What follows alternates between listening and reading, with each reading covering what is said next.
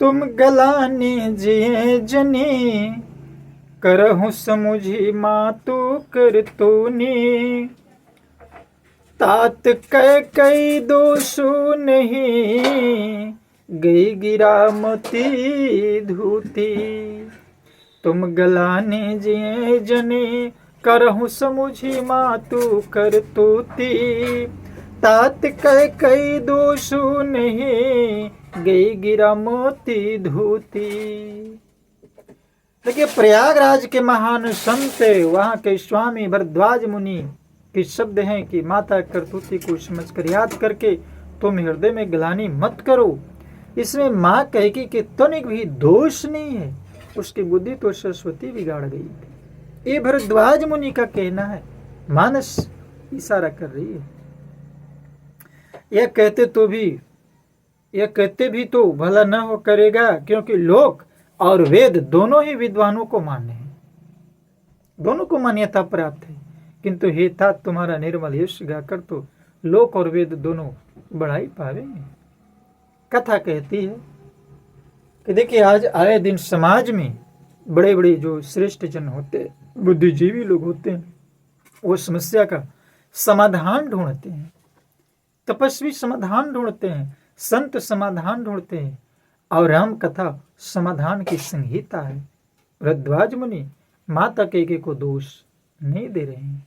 वे कह रहे, भरत, तुम जो सोच रहे हो वो सत्य नहीं है, सत्य कुछ और है।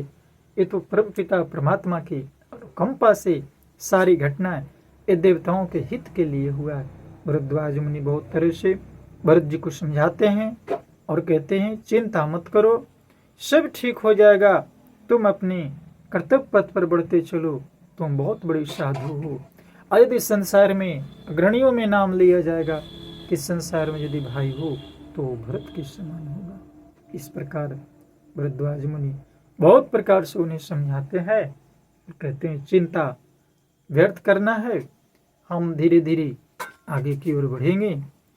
और सारे राम गवनु बने अनिरथ मूला, जो सुनि सकले विश्व भई सूला।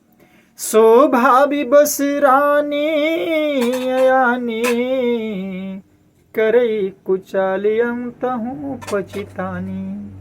वो तो बेचारी पछता रही, लेकिन संसार क्या कहेगा?